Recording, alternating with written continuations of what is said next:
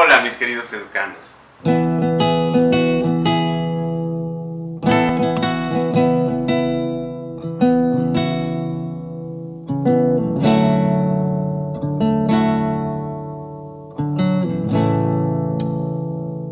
El día de hoy voy a hablar sobre un tema que me pidieron y que yo creo que pues de alguna manera es parte de nuestra responsabilidad social.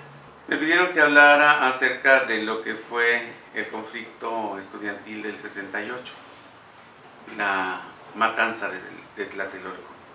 Y para hablar de ello yo creo que es necesario remontarnos un poco atrás.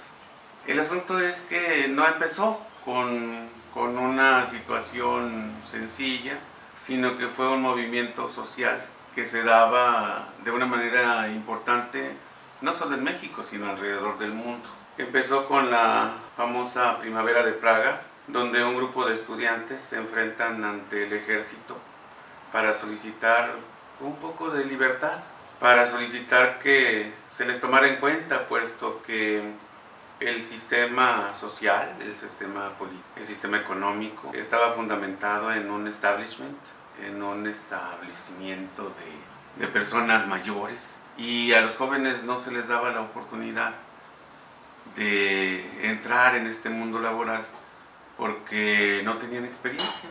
¿Y cómo iban a reunir experiencia si no se les contrataba?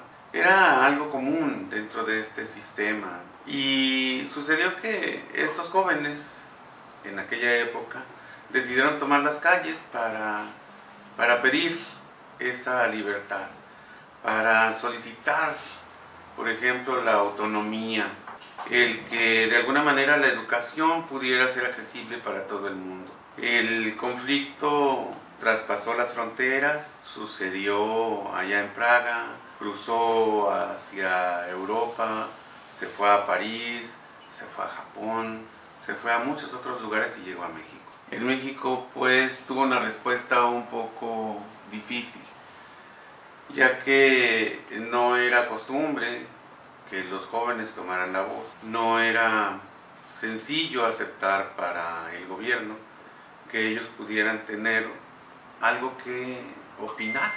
No lo entendían. Y de alguna manera ellos tomaron las calles, fueron a protestar y fueron escuchados por sus padres, porque pues también sus padres sabían de sus condiciones, sabían de las necesidades y de alguna manera fueron creando una fuerza detrás de ellos. Para el pueblo esto representaba un espacio de expresión. Para el gobierno representaba un peligro, puesto que no pretendían tener el diálogo con ellos por considerarlo inútil o infausto. Entonces, pues respondieron de la única manera que sabían responder, es decir, por medio de las armas. Hubo una serie de conflictos que detonaron en estas situaciones de protesta. El gobierno intervino en situaciones que eran demasiado pequeñas y las agrandó para convertirlos en un montón de fascinerosos.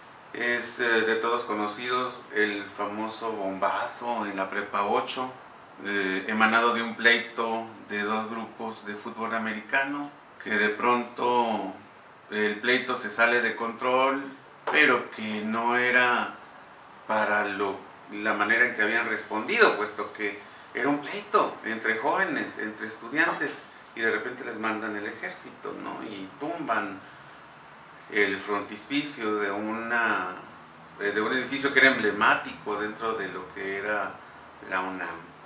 Entonces la protesta se vuelve ya un poco más organizada, como movimiento social crece y lógicamente llega un momento en que la gente se les va uniendo. Ya no nada más eran los estudiantes, sino que también eran todos los sindicatos, porque recordemos que antes el proceso empezó desde el fenómeno cardenista con todo el movimiento sindicalista, y atrás de ellos venían ferrocarrileros y venían telefonistas y venían maestros y venían médicos y venía mucha gente con ellos. El movimiento empezó a tener fuerza y al gobierno esto le parecía terriblemente peligroso. doloroso. Por esa razón fue la manera en que respondieron, puesto que el mitin en la Plaza de las Tres Culturas era una reunión pacífica. De hecho, ellos habían hecho anteriormente la famosa procesión del silencio, aquella protesta en donde los propios estudiantes decidieron no gritar ni una sola consigna y en perfecto silencio marcharon por las calles, dando lugar a que se escucharan sus protestas. Paradójico, ¿no? Pero fue brutal la fuerza que tomaron en ese momento. Ahora, el lugar llegó a ser una especie de olla en el que se armó este crisol de fuerzas y que desgraciadamente desembocó en aquella gran matanza, en la que la gente no tenía idea de lo que iba a suceder, en la que no estaban preparados para algo así y en la que mucha gente murió, sí, por las balas, pero muchas de ellas murieron aplastadas por la fuerza de la misma gente atropellada encima de los demás. Es doloroso y es triste que ese tipo de cosas sucedan. Más triste es que se sigan repitiendo, que lleguen a suceder situaciones como estas, en las que un grupo de jóvenes estudiantes, manifestándose por algo que consideran y que sentimos que es totalmente justo y totalmente, pues, parte de lo que son sus inquietudes, que es completamente legal, sean aplastados por la propia gente que se supone que los tiene que cuidar, que los tiene que proteger, que los tiene que, vamos, que está supuestamente dirigiendo las cosas para que todo sea mejor. Entonces, eso es duro, eso es difícil de entender. Es doloroso que las autoridades se echen la pelota entre ellos y que de repente nos den respuestas que más que tranquilizarnos nos indignan. Ni siquiera ya hay dolor ni temor, sino total indignación, como lo que sucedió hace días cuando nos dan este reporte de que estos jóvenes fueron muertos y luego calcinados, y que en ningún momento se dice que fueron las mismas autoridades lo que lo hicieron. Es doloroso, pero al mismo tiempo es esperanzador cómo se ha movido la gente, cómo se han movido los jóvenes y cómo han hecho oír su voz, cómo se han hecho escuchar, cómo se han manifestado y cómo todo esto ha dado lugar a que el movimiento ya no sea simplemente un grito de unos cuantos, sino que ya vaya adquiriendo una resonancia, ya no solamente a nivel nacional, sino a nivel mundial.